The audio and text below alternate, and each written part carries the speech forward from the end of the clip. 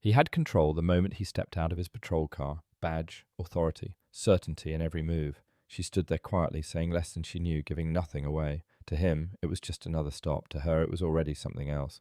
And nearby someone was watching, without being seen, without saying a word. When the moment shifted, it didn't happen loudly, it happened all at once. So how did the one giving orders become the one with none left to give? Before this story unfolds, like and subscribe to Court of Krama, where hidden truth rises, power falls, and justice always finds its voice. The night had settled into that quiet rhythm officers often trusted too much, the kind that made everything feel predictable.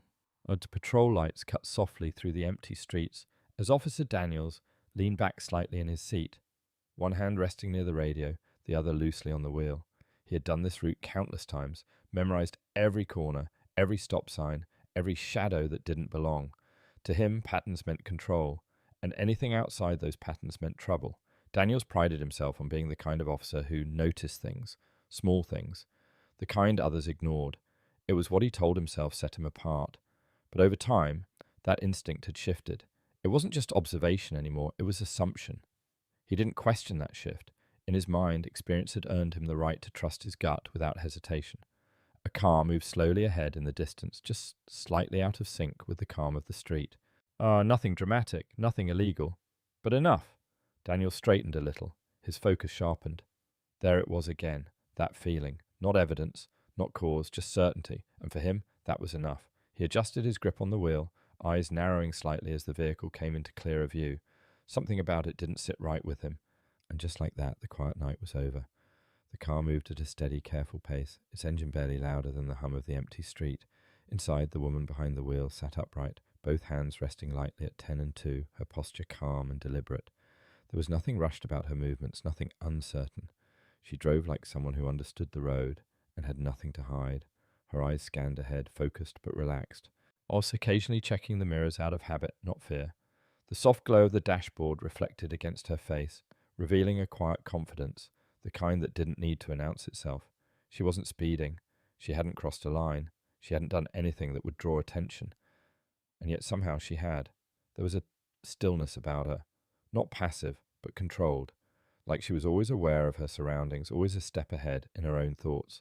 If she noticed the patrol car behind her, she gave no visible reaction, no sudden movements, no hesitation, just steady driving. From the outside, there was nothing remarkable about her, but that was exactly what made it feel wrong. Because while everything about her behavior was precise, lawful, and calm, she was already being watched like she had done something otherwise. And just as the silence stretched a moment too long, red and blue lights flickered to life behind her. The flash of red and blue reflected across her rearview mirror, steady and unavoidable. She didn't react immediately. Instead, she signaled calmly, eased the car to the side, and came to a smooth, complete stop. Engine idling, hands visible, movements measured. Behind her, Daniel stepped out of his cruiser with purpose, adjusting his vest as he approached. His posture carried authority, but there was something sharper beneath it, something already decided. He stopped just short of her window and tapped twice, firm, impatient. She lowered it without hesitation. "License and registration," he said, voice flat. Not aggressive, but not respectful either. No greeting, no explanation, just command. She met his gaze briefly, then reached slowly, deliberately, retrieving the documents without a word. Every movement controlled. No sudden shifts, no resistance. Daniels watched closely, eyes scanning more than necessary, like he was waiting for something to confirm what he already believed. "You know why I pulled you over?" he added, tone edged now, as if the answer mattered less than the reaction. She paused for a fraction of a second, then calmly, "No, officer." It wasn't defiance, but it wasn't submission either, and something about that answer didn't sit right with him. So he leaned in slightly closer, voice tightening, ready to push further. Daniels didn't step back. If anything, he leaned in further, resting one hand against the edge of the window as his eyes narrowed slightly. "You don't know," he repeated, this time with a hint of disbelief, like her answer was already a problem. His gaze moved over the interior of the car, slow and deliberate, searching for something, anything, that justified the stop he had already committed to.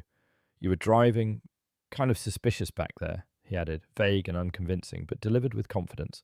No specifics, just enough to clear violation. Control. His tone shifted, sharper now. "Where are you coming from?" The question came quickly, without pause. "And where are you headed?"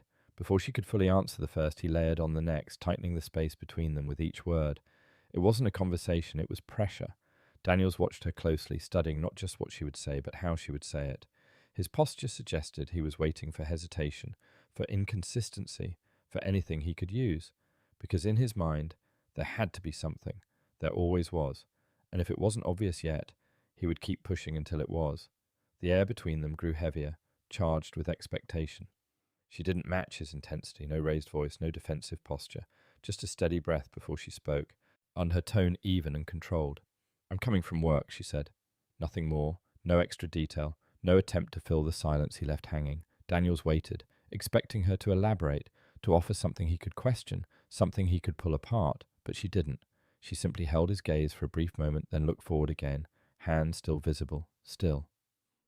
"And where is work?" he pressed, quicker this time. "A federal building." Again, short, precise, not evasive, but not giving him anything unnecessary either. There was a rhythm to her responses, measured in a way that felt intentional, like she understood exactly how much to say and exactly how much not to. Daniels shifted slightly, something in her composure bothering him more than open resistance would have. Most people tried to explain themselves. Most people tried to prove they'd done nothing wrong. She didn't. She answered, then stopped. No apology, no nervous energy, no attempt to win him over. Just calm. And somehow that calm felt like defiance. His eyes narrowed again, this time with a different kind of suspicion. Because, in his mind, silence like that wasn't innocence. It was hiding something. Daniels exhaled sharply, like he had run out of patience with something that had barely begun.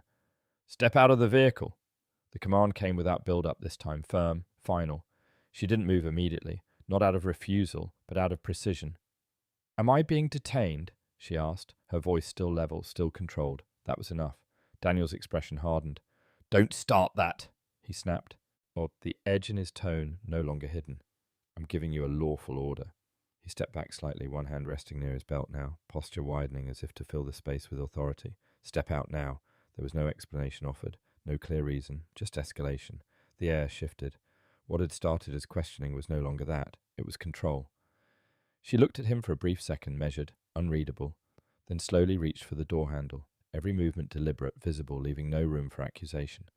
But Daniels wasn't watching for safety anymore. He was watching for compliance, because in his mind this wasn't about the stop, it was about control slipping.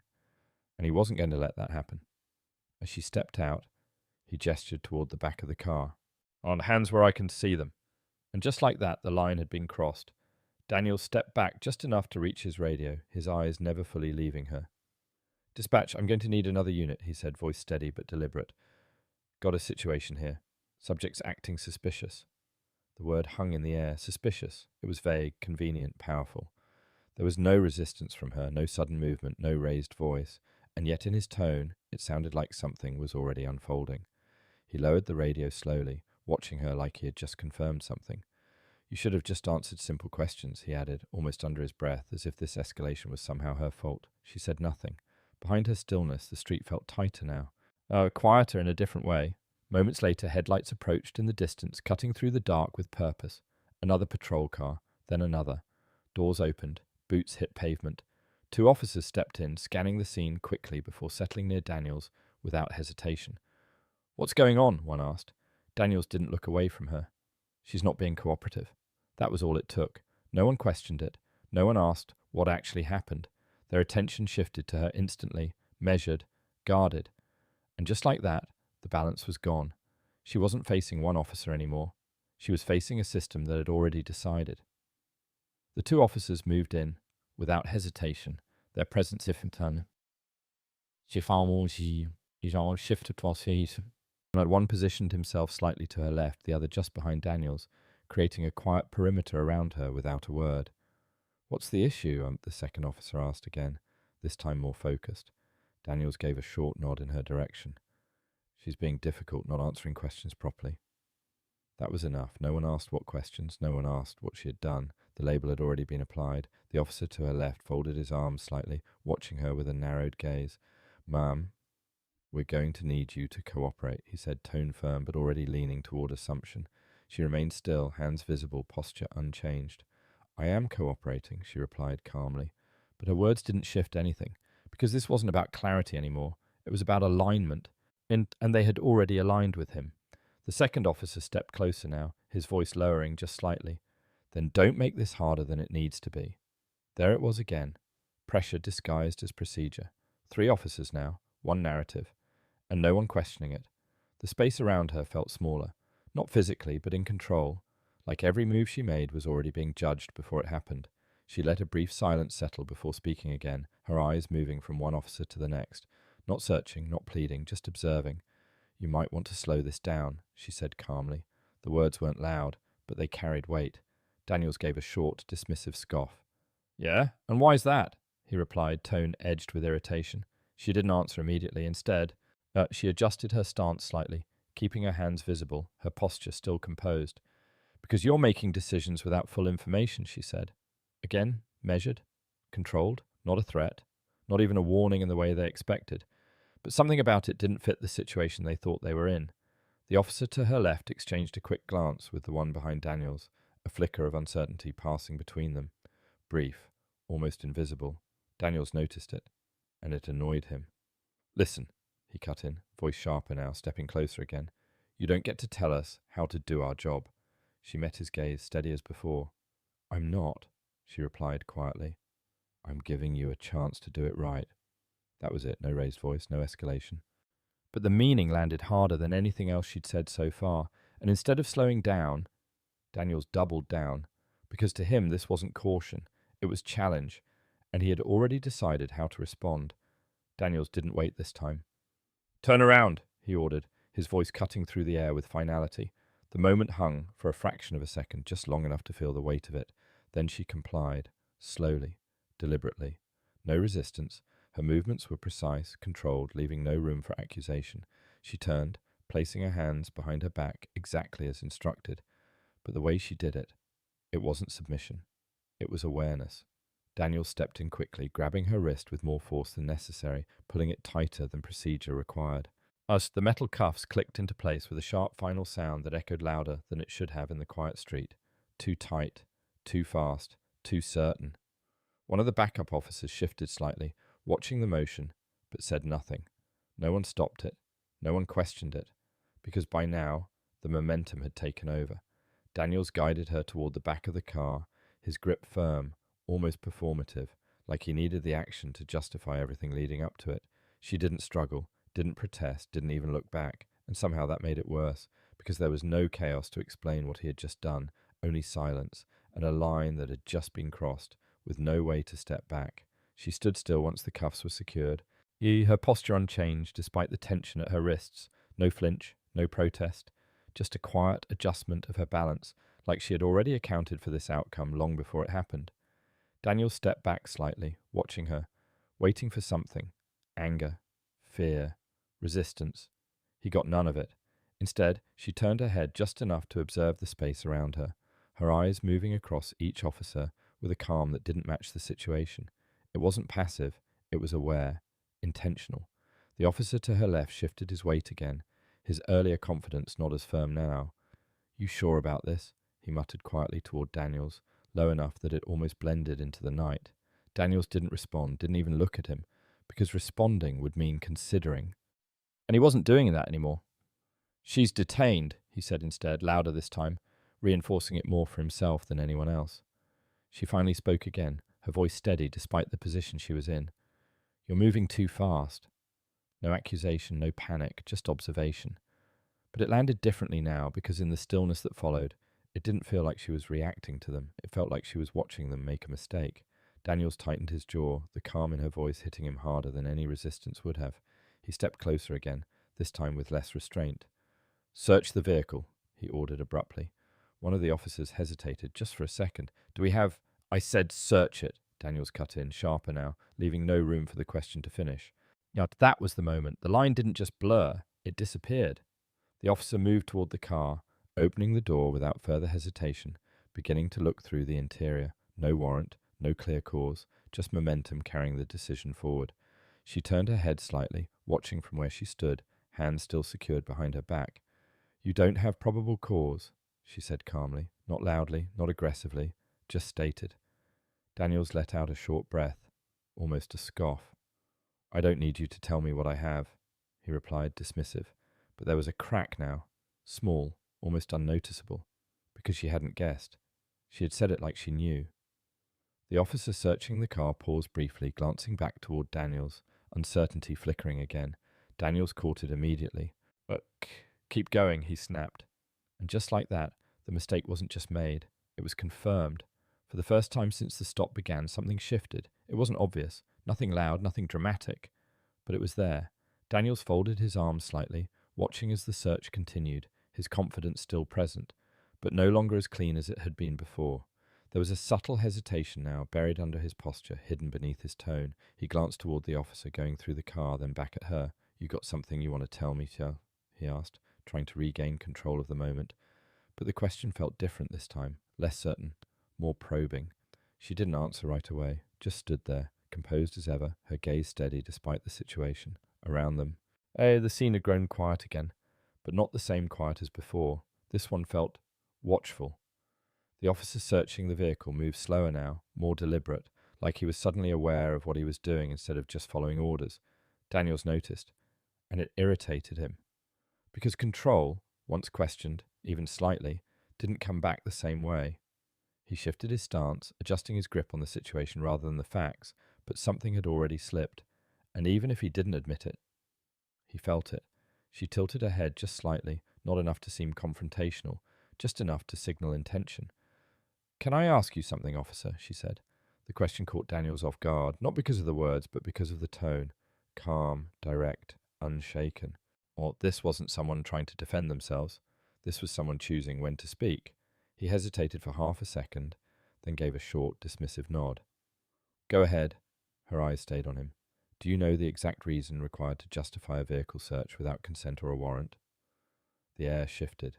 It wasn't a complicated question, but it was precise. Too precise. Daniel's expression tightened slightly, like he didn't appreciate the direction, but also didn't want to show uncertainty. I know my job, he replied quickly, but he didn't answer it. Not really. Behind him, the officer at the car slowed even more, his movements no longer automatic. He was listening now. Everyone was. She didn't push further, didn't repeat the question. She just held the silence after it. And in that silence, the answer he didn't give became louder than anything he could have said, because for the first time, it didn't feel like she was the one being tested. It felt like he was. The silence didn't sit right with everyone. One of the backup officers, the one who had questioned things earlier, shifted his stance again, this time more noticeably. His eyes moved from Daniels to her, then briefly toward the car. Hey, Daniels, he said quietly, not confrontational, just uncertain. Maybe we should just...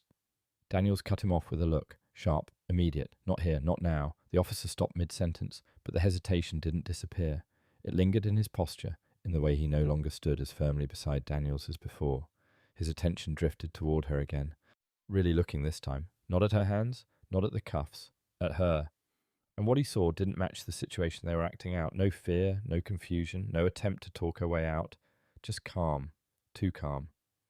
Ma'am, he started, more measured now, is there something we should know? It wasn't a challenge, it was a crack. Daniels heard it, and this time it bothered him more than anything she had said, because doubt inside the line was more dangerous than resistance outside it. She glanced toward the officer who spoke, then back to Daniels. But she didn't answer, not yet, and somehow that made everything heavier. The radio crackled, sharp, sudden, cutting through the tension like it didn't belong to the scene. Unit on Maple, confirm status. Daniels reached for it quickly, almost too quickly. All good, he replied, voice steady but tighter than before. Just a routine stop. There was a brief pause on the other end, longer than it should have been then. Copy that, stand by. The line didn't close, it lingered. Daniels lowered the radio slowly, his grip firmer now, like he didn't like the way that exchange had gone. His eyes flicked towards the others for a moment, then back to her. What? He muttered, more to himself than anyone else. Behind him, the officer near the car straightened slightly, no longer actively searching, just waiting, listening. The air had changed again, subtle but real, the kind of shift that didn't come from the street. It came from somewhere else. She noticed it too, not in a reactive way, in a confirming way. Like something she had been expecting had just started to unfold. Daniels exhaled, trying to reassert control over a moment that no longer felt entirely his. Keep it moving, he said, sharper now. But the rhythm was broken, and for the first time, It didn't feel like he was the one setting it anymore. She didn't react to the radio, not outwardly. No shift in posture, no glance of concern, no attempt to interrupt what was happening around her. She simply stood there, hands secured, breathing steady, like the moment unfolding was exactly on time. Daniels noticed that calm again. It wasn't fading. If anything, it was becoming more deliberate. "You're real quiet now," he said, trying to pull something from her, something he could use. "Oh, got nothing else to say." She turned her head slightly toward him, meeting his eyes without urgency. "I've said what I needed to," she replied. Nothing more. No defense, no argument. Just a statement that felt complete. Daniels frowned slightly, unsettled by how final it sounded. Like she wasn't waiting for the situation to resolve, like she already knew how it would. Behind him, the second officer glanced at the first, a silent exchange passing between them again. The kind that didn't need words. Something wasn't lining up, and they could feel it now.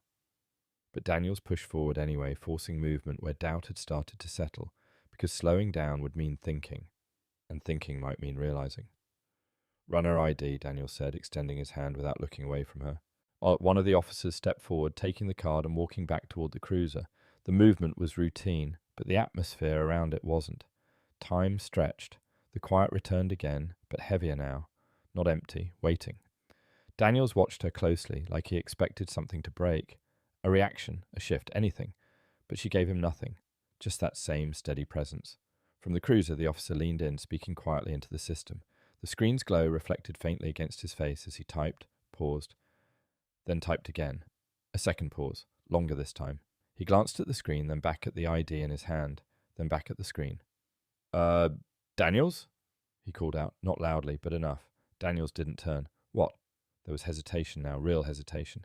"Well, I think you might want to see this." Daniels finally looked over, irritation still on his face, but something else slipping in underneath it. Confusion.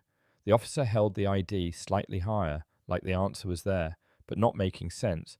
Daniels took a step toward the cruiser, and for the first time since this started, the certainty in his walk wasn't the same. Daniels reached the cruiser, irritation still on his face as he leaned in toward the screen. "What is it?" he asked, impatient. The officer didn't answer right away. He just shifted slightly, giving Daniels a clearer view. "Just look." Daniels' eyes moved across the display, scanning quickly at first, like he expected to confirm something simple. Then he slowed. His expression didn't change immediately, but his focus did. He leaned in closer, reading again, more carefully this time. Behind him, the other officers watched, their earlier certainty now replaced with quiet attention. No one spoke, no one moved, because whatever was on that screen, it had just changed the tone of everything. Daniels straightened slightly, but not fully. His jaw tightened, his posture no longer as firm as before. "That doesn't—" he started, then stopped, looked again. The information wasn't vague, it wasn't unclear, it was precise, and it didn't match the situation he had created. Behind him, the radio crackled again, this time louder, more direct. "Unit on Maple, confirm ID status." Daniels didn't respond immediately, because for the first time, he wasn't sure what to say. Daniels stared at the screen a second longer. Like, if he looked hard enough, it might change. It didn't. The name matched, the credentials matched, and the flag attached to it, that definitely matched. He swallowed once, subtle but noticeable, then straightened up just enough to regain some posture. "There's got to be a mistake," he said more quietly now. But it didn't sound convincing. The officer beside him didn't respond. He didn't need to. The system didn't make errors like that, not on records like these. Behind them, the other two officers shifted their attention, watching more closely now. The energy had changed again, this time not uncertain, but cautious. Daniels turned halfway back toward her, his eyes landing on her with a different kind of focus now. Not suspicion, not authority. Recognition. Partial. Incomplete. But enough to unsettle him. "You said you worked at a federal building, Ita," he muttered, almost replaying her words in his head. She hadn't lied. She hadn't even avoided the truth. She had just let him assume the rest. And now, standing there, the gap between what he thought he knew and what was actually in front of him was starting to close. Fast. Daniels turned fully this time, the shift in his posture no longer subtle. The edge in his stance had softened, replaced with something tighter, more controlled. He walked back toward her, slower now, measured, like every step needed to be reconsidered. The other officers instinctively gave him space, their earlier alignment no longer automatic. They watched instead of followed. She stood exactly where he had left her, unmoved, unshaken, waiting. Daniel stopped a few feet in front of her, his voice no longer raised, but careful. "You want to explain something to me?" he asked. It wasn't a demand anymore. It was uncertainty disguised as one. She met his gaze, calm as before. Then, without rushing, without changing her tone, "You've already explained enough," she said. A brief pause. Then, "I'm with FBI Internal Affairs." The words didn't come with force. They didn't need to, because the moment they landed, everything stopped.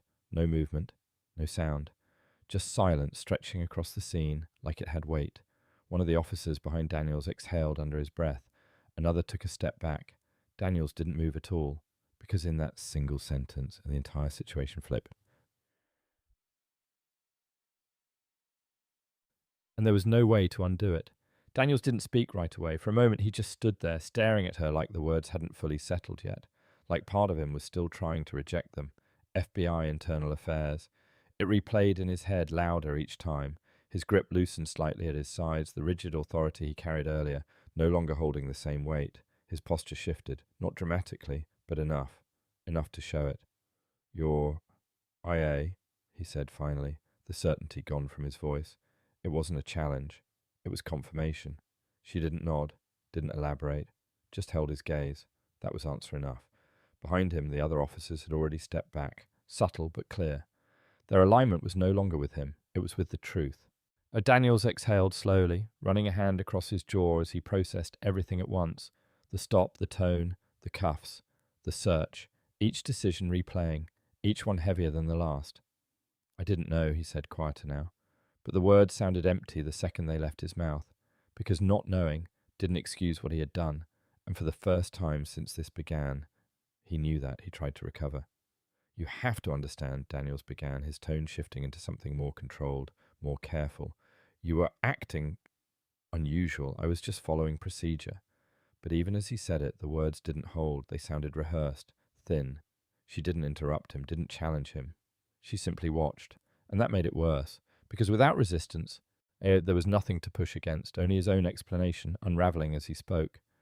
"Anyone in my position would have done the same," he added, quicker now, like speed might make it sound more true. It didn't. Behind him, one of the officers shifted again, this time creating more distance, not just physical, but visible.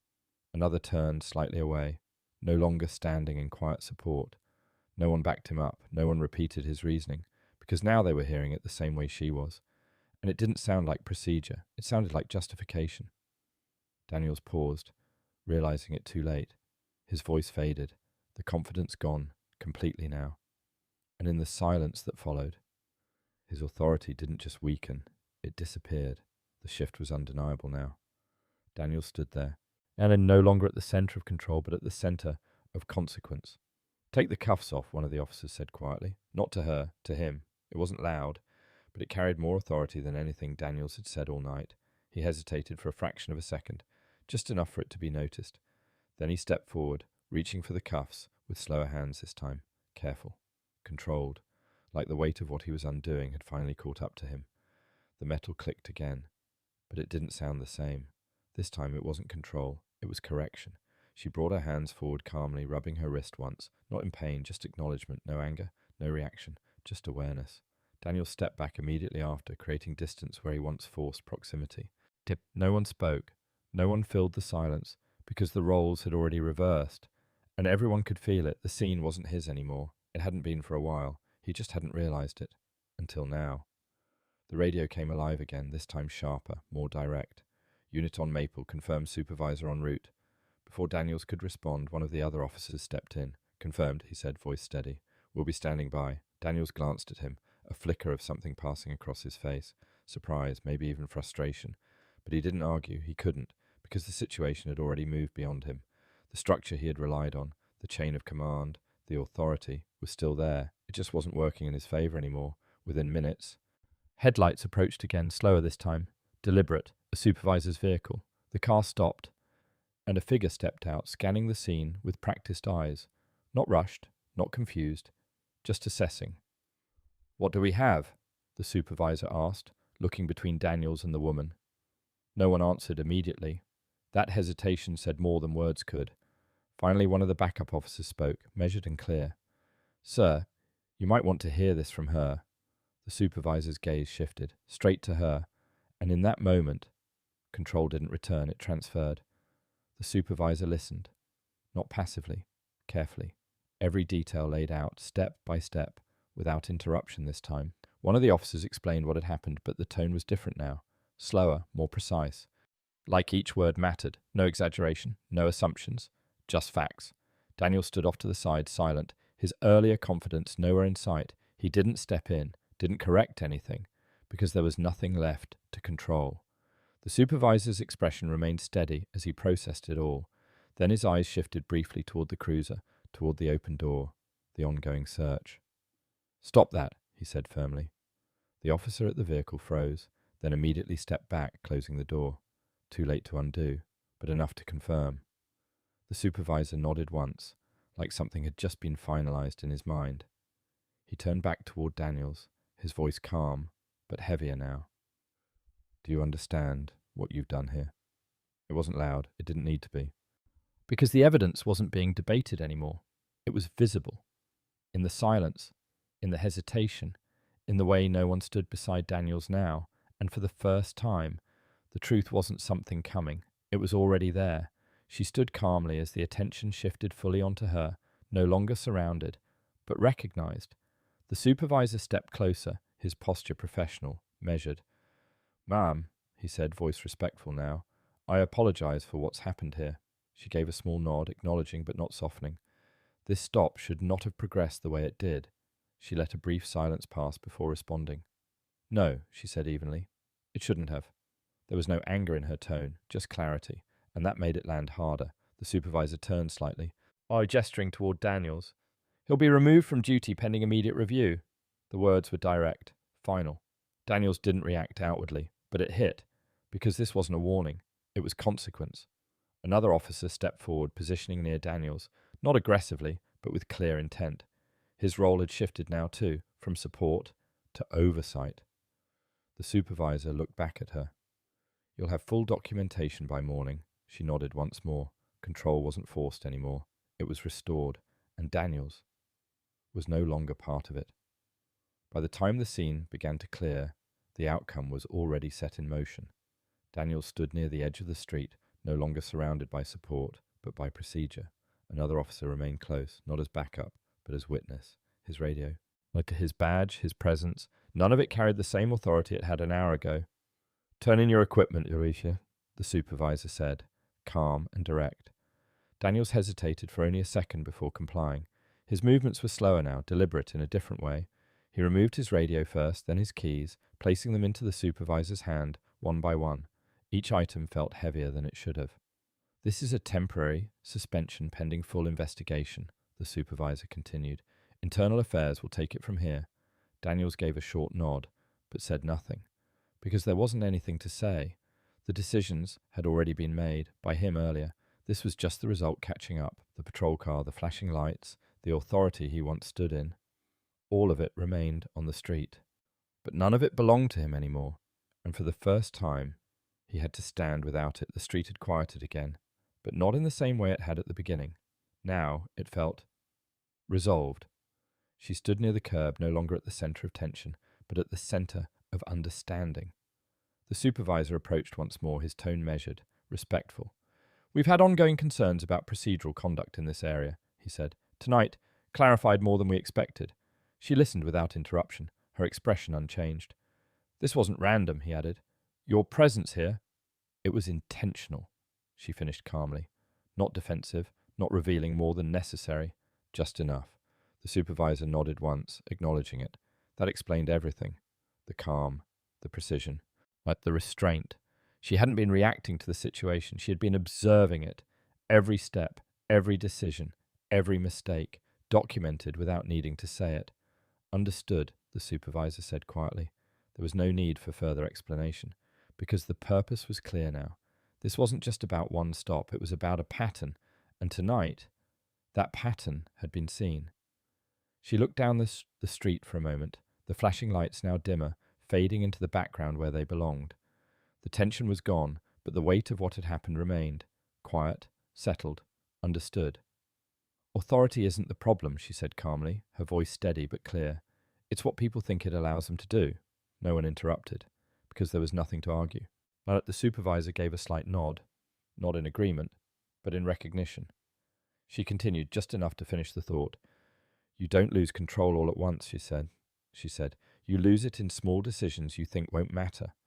Her words lingered in the air longer than anything else that night. Not loud, but lasting. The officers stood in silence, each one processing it in their own way, because they had seen it happen, step by step, decision by decision, until there was nothing left to defend.